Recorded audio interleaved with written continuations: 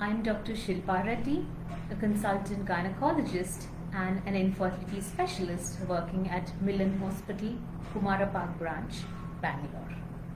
Well, today the topic for discussion is going to be recurrent IVF failures. What next? Well, IVF failure can in fact be heartbreaking to the couple, and it's the couple's worst nightmare. Of course, why not?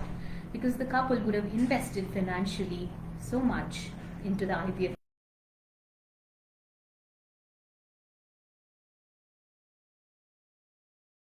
given by her doctor. The doctor as well is just so hopeful, finally only to realize that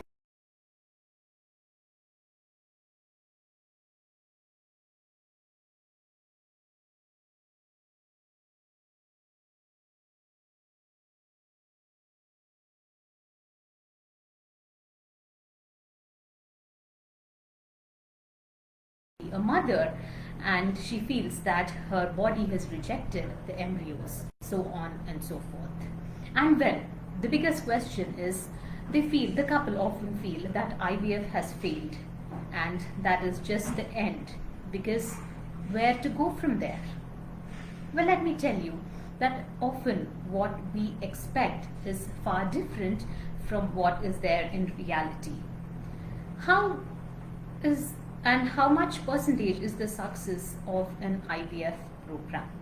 Well, if there are about 100 couple undergoing IVF cycle, well, only 40 of them conceive in the very first cycle. That means to say that the success rate of an IVF program is going to be only 40%. So putting things in simple terms, that means the remaining 60 out of 100 do not conceive in the very first IVF cycle. So for those 60, does that mean that is just the end? They will never be able to conceive again? Well, definitely not. It might just take subsequent cycles, maybe in the second cycle or third or fourth cycle. Definitely over multiple IVF attempts, the odds usually build up and come in their favor.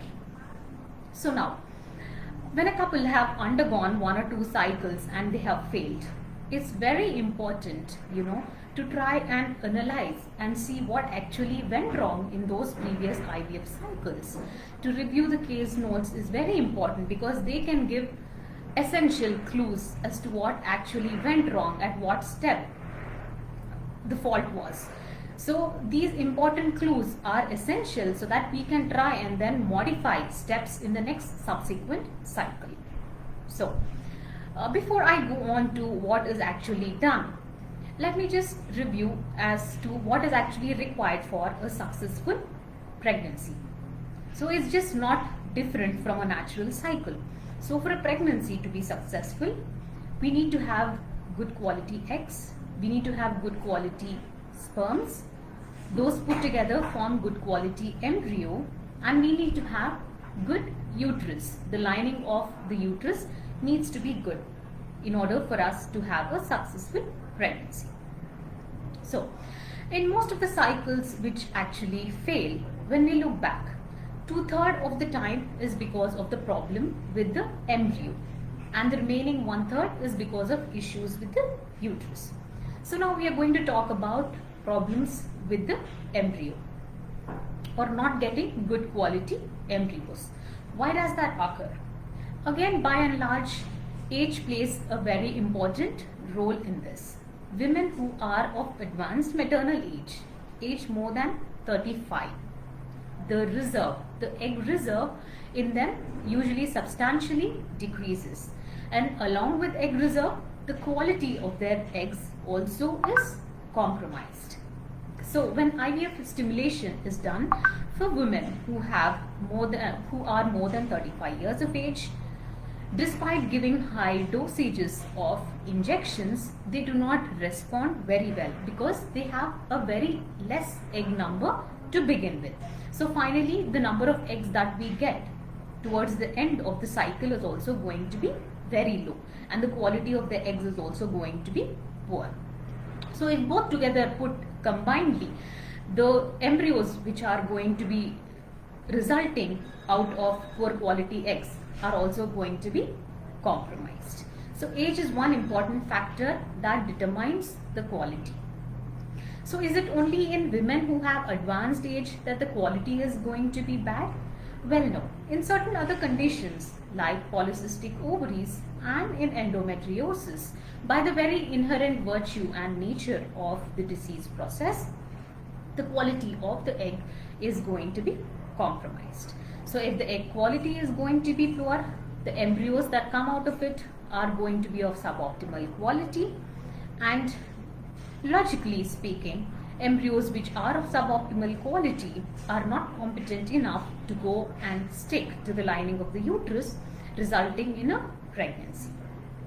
So, sometimes even when there is nothing wrong with the quality of the eggs, there can be issues with the parameters in the semen. There can be sperms which are of very bad quality, having very low normal sperms or nil normal sperms in the sample. Even in such conditions, it can result in compromised quality of the embryos and compromised growth of the embryos.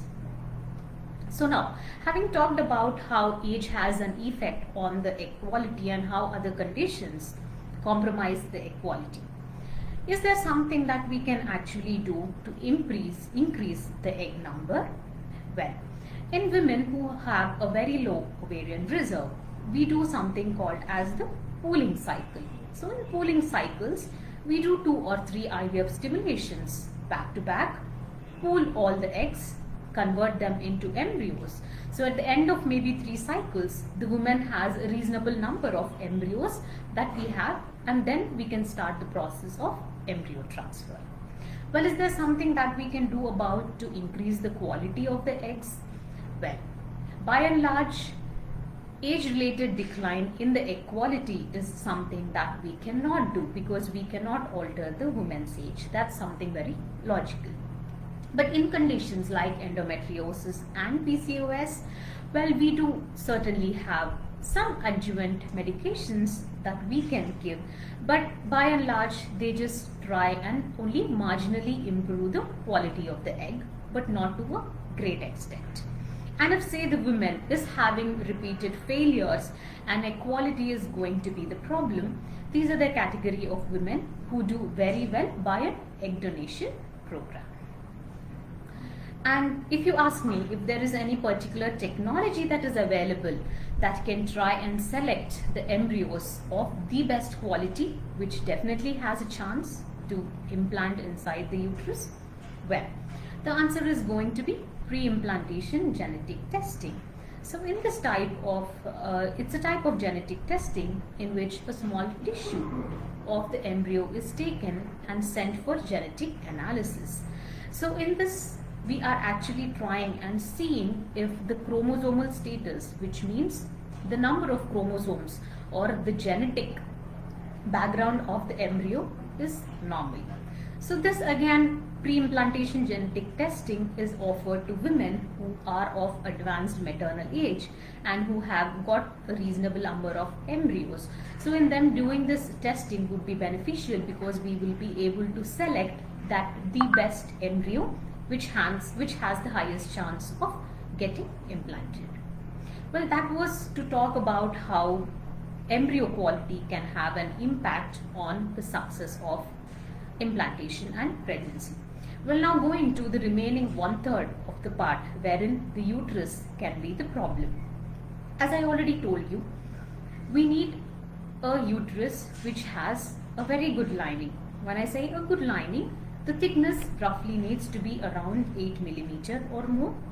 The characteristic pattern of the lining needs to be good, and the blood flow to the uterus also needs to be good. To put into a simple analogy, it is the concept of the seed and the soil, where the seed is the embryo. So the seed needs to be of a good quality, and the uterus is equated to that of a fertile soil. So the soil also needs to be fertile enough for the seed which is actually sown to grow. So here the fertile soil would be the uterus with a very good lining, good blood flows, and a good characteristic pattern. When there are certain conditions such as fibroid uterus, there can be polyps, there can be septum, and in certain conditions there can be bands that stretch across both the sides of the lining, and all these can have a detrimental effect on the implantation. And how do you actually diagnose if a woman has these conditions? Well, by and large, doing a thorough transvaginal scan would give us good information regarding the presence of any of these conditions. And for women who have had previous failures, we usually offer them hysteroscope, which is an endoscopic technique in which a camera is usually inserted inside the uterus, and we get a 3D analysis and picture of what exactly is happening inside the uterus. Well, sometimes for certain women, this ultrasound or the scan can be completely normal, but once we put in the hysteroscope, we actually see that there will be some amount of infection, and we refer to that as endometritis. So if that is the problem, treating with antibiotics can be the solution. So that was to tell about how uterus again plays a major role in implantation and various conditions that can have an effect on the success rate. Well, now coming to the end of the talk, there is again a subset of category of patients whom we refer to as recurrent implantation failure. So when I say recurrent implantation failure, that means the embryos are of good quality to look under the microscope. The uterus is very good with good lining, good blood flows. Well, the embryo transfer technique is also very good, done by an experienced surgeon. But despite that, the couple failed to conceive. Well, in those cases, it's very difficult to counsel because there's nothing wrong. The embryos are good, the lining is good, the technique was also good. So where exactly is the problem in them? Well, in those category of patients, there is no problem, and it's just a matter of time and repetition it takes for them to achieve to the state that they conceive and have a successful pregnancy. So in conclusion, I would like to tell that, well, age definitely plays a very important role in determining the success of any IVF program. So for good results, age definitely needs to be taken into consideration. And it's not right for each couple to just go and compare themselves with the other couple, because each patient characteristic is different. The type, the body, how it reacts to the injections might be different. So your doctor would be able to actually tailor make and give you an exact percentage of how likely is the chance of success going to be given yours and your partner's condition.